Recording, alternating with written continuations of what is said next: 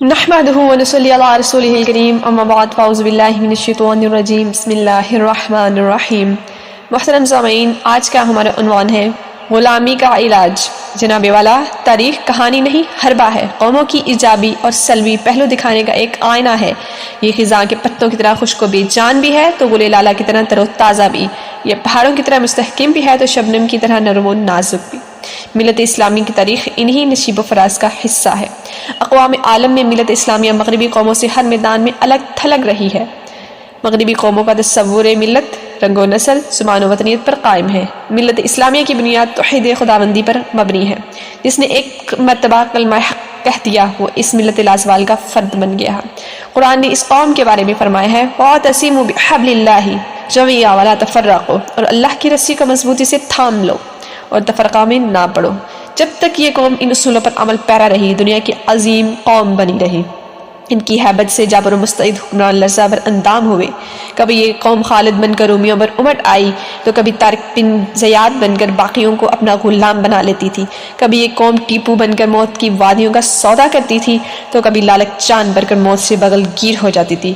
فرشتہ اجل ان کے نام سے دہل جاتا تھا، پوری کائنات ان کے قدموں تلے سمٹ جاتی۔ دو نیم ان کی ٹھوکر سے صحرا و دریا، دو نیم ان کی ٹھوکر سے صحرا و دریا، سمٹ کر پہاڑ ان کی ہیبت سے رائی۔ جناب والا، آج یہی قوم اسلامی تصور ملت کو چھوڑ کر بے راہ روی کا شکار ہو رہی ہے۔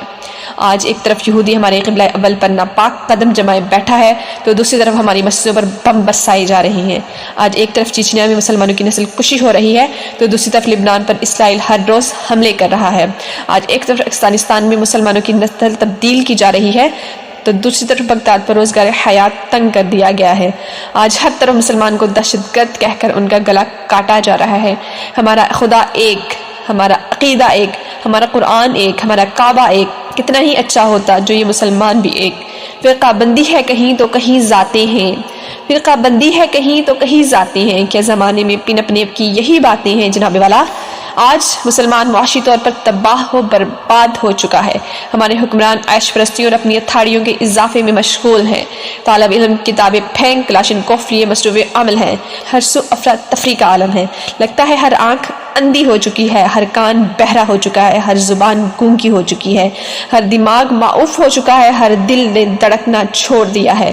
سرحدوں کے باہر اعتبار کا کاسا لیسی تو سرحدوں کے اندر تفرقہ بازی، کہیں ہم نے اپنے مفادات کی جنگ لڑ رہے ہیں تو کہیں لوٹ مار۔ نابینا جنم لیتی ہے اولاد بھی ان کی، نابینا جنم لیتی ہے اولاد بھی ان کی، جو قوم دیا کرتی ہے تاوان میں آنکھیں۔ جناب والا، آج یہ قوم صرف پاکستان میں ہی نہیں دنیا کے ہر کونے میں ذلت و رسوا کی علامت بنی بیٹھی ہے۔ آج مسلمان کو گوادنا ناموں میں بے بسی کتے اور خنزیر کا گوشت کھانے پر مجبور کیا جا رہا ہے۔ آج افغانستان میں، عراق میں مسلمان بیٹی کی کوکھ میں غاصبوں کا غم پل رہا ہے۔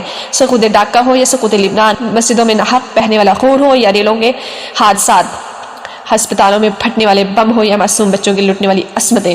جناب والا، کیا ہمارے مردہ ضمیروں کو جھنجھوڑنے کے لیے کافی نہیں ہے؟ تقدیر کے قاضی کا یہ فتویٰ ہے ازل سے، تقدیر کے قاضی کا یہ فتویٰ ہے ازل سے، ہے جرم ضعیفی کی سزا مرغ مفاجات۔ جناب والا، خون کے چھینٹے اشکوں سے نہیں لہو کی ہڈیوں سے دھوئے جاتے ہیں۔ پرتھوی میزائل اور غیر ملکی تعصب الزاموں کا جواب عورتوں کی آزادی دے کر نہیں قرآن سے ممکن ہے۔ قلب بیضا میں تڑپ کا ثبوت مفاہمت سے نہیں ایک قوم بن کر دیا جائے گا۔ بقول شاعر، فضائے بدر پیدا کر فرشتے تیری نصرت کو، فضائے بدر پیدا کر فرشتے تیری نصرت کو، اتر سکتے ہیں گردوں سے قطار اندر قطار اب بھی۔ جناب والا، ضرورت اس امر کی ہے کہ نئے دور کا آغاز ہو چکا ہے۔ آج ہم نے زمانے کی ترقی کے ساتھ ساتھ چلنا ہے۔ ہمیں خود کو ایک مذہب اسلام اپنی تہذیب و تمدن کے ساتھ لے کر ان راہوں پر ڈالنا ہے جن کا سہارا لے کر پھر ان ترقی یافتہ قوموں کا مقابلہ کر سکیں گے جو ہم نے سائنسی میدان میں بہت آگے ہیں۔ ہم اسلام کا نعرہ لگانا ہوگا، ہمیں غیر ملک پروپیگنڈے کے خلاف ڈٹنا ہوگا، سائنسی طرز فکر اختیار کرنا ہوگا، قرآن کو سینے سے لگانا ہوگا، تعصب و نسلی تفاخر کو بگانا ہوگا۔ یہ جذبہ ہماری منزل کے قریب کر دے گا ہمیں۔ پہاڑ ہمارے راستے سے ہٹ جائیں گے، سمندر ہمارا راستہ چھوڑ دیں گے اور پھر ہم ایک عظیم قوم بن جائیں گے انشاءاللہ۔ وسلام۔